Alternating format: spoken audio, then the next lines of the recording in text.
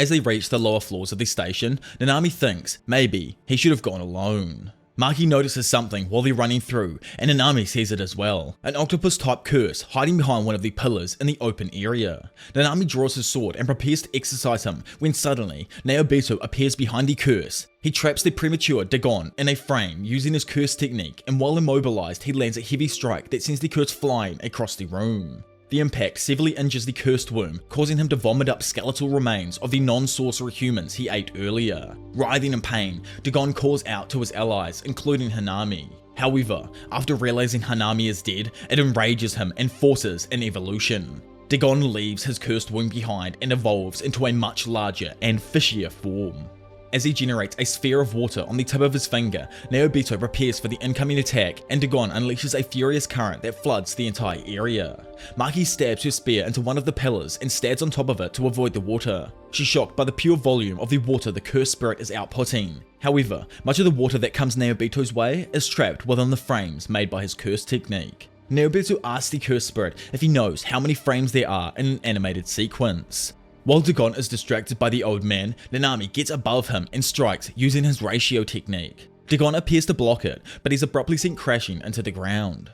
Nanami attempts to follow up with an attack of her own, but Dagon grabs the blade of her curse tool. Before he counterattacks, Naobito traps him inside a frame though, and Nanami dives down to strike the cursed spirit. Yet, Dagon is able to protect himself by generating a whirling shield of water that circles around him. Maki laments being saved by Naobito, humiliated by the fact she would have died if he hadn't stopped Dagon earlier. The old man playfully slaps Dagon's shield of water and commends him for being able to pull off multiple simultaneous curse techniques. He recognizes Dagon has massive amounts of cursed energy and likely more techniques up his sleeve. In order to counter, Naobito leads the way and claims they'll all crush him with speed before he can activate any more moves. Naobito, Nanami, and Maki all start attacking Dagon's water shield as fast as they can in rapid succession. Each of them gradually begins to pierce into it until Naobito's fist breaks through completely. Before he's hit, Dagon causes the water to explode as a distraction and levitates above Maki and Nanami. However, Naobito suddenly appears behind Dagon, saying he foresaw the curse attempting to flee up high. He kicks Dagon onto the ground and follows up with a barrage of brutal blows that overwhelms the curse. Dagon admits that the old man is the main problem in this Jujutsu battle, and that he's even faster than Jogo. He then attempts to form his fingers together to create a hand sign, but Naobito unleashes a flurry of punches that pound Dagon into the ground. Despite Naobito's best efforts though, an uncanny seal forms on Dagon's stomach area, allowing him to cast his domain expansion, Horizon of the captivating Skanda. Inside this coastal type domain, Nanami and Maki are both suddenly bitten by Piranha Shikigami. The domain's guaranteed hit creates fish Shikigami that don't even exist until they hit the target, which is honestly just cracked. Naobito though is easily able to counter the domain's can't miss attack with his secret art, Falling Blossom Emotion. Dagon figures that the head of the Zenin family had some kind of trick up his sleeve considering his skill level.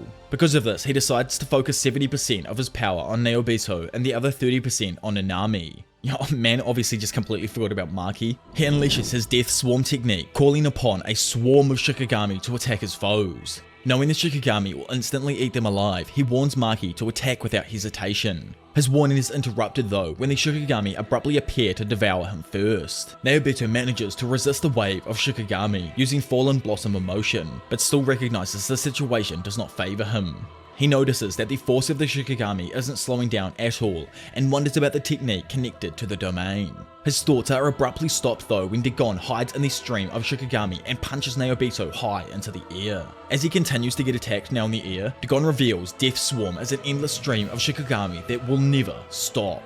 Dagon turns to Maki and says that she's the weakest here. He quickly gets behind her and kicks her hard into the forest area on the beach. Despite the heavy hit, Maki survives and tells the octopus to finish her off in one hit if he's going to insult her strength. As Dagon threatens to give her the same fate as the other two, the new generation Sasuke and his domain expansion, Chimera freaking Shadow Garden is suddenly activated, instantly getting Dagon and Maki's attention. Megumi appears from the geyser and calls out to our girl. He extends his shadows out to her, allowing Maki to pick up the special grade curse tool, Playful Cloud. Grateful for the help, Maki tells Megumi that he really is a cocky brat. Momentarily floating above the tornado of shadows, Megumi looks onward over the coastal area and notices Dagon. He immediately recognizes that the octopus-like curse is the master of the domain. Dagon believes Megumi is foolish for entering his domain voluntarily and prepares to attack him. Maki quickly attacks Dagon with the playful cloud, striking away a chunk of the cursed spirit's arm. Dagon is surprised that he was actually injured, and Maki follows up with another blow that sends Dagon skidding across the ocean water. He recovers from the attacks and recognizes that his guaranteed hit has been nullified because of Megumi. Locked in a domain tug of war, Dagon decides it's best to crush Megumi before doing anything else. The cursed spirit spawns fish from his body and sends him swimming through the water at his adversary. Nanami jumps across the toads manifested from Megumi's Chimera Shadow Garden and slices apart the fish. Megumi is surprised to see him, and Nanami asks him about Yuji and Ino. Megumi informs him of their status, and Nanami focuses on protecting Megumi so he can concentrate on keeping the domain open. Dagon is shocked Nanami managed to withstand Death Swarm for an entire minute. Suddenly, Naobito appears behind him and attacks with blinding speed. Dagon ducks under the attack and is equally surprised that the old man has survived as well.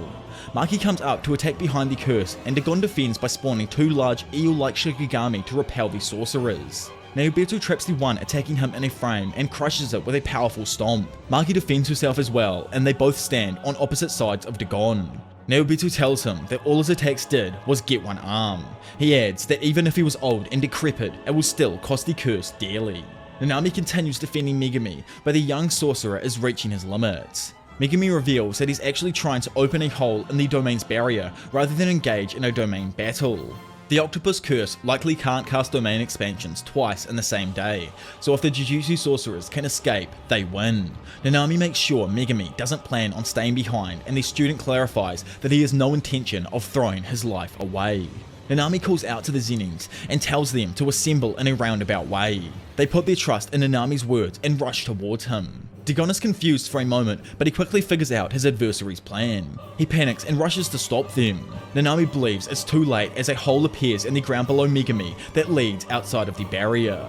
You guys don't even have a clue what's about to happen if you haven't read this before. Like, hold on to your damn seats. As everyone assembles, okay? As everyone assembles around this hole, something unexpected happens. Before the sorcerers can even exit the domain, Toji, my father himself, Fushiguro, suddenly enters through the hole, and they're all forced to bear witness to the flesh of the man who is truly free in all of his overwhelming intensity.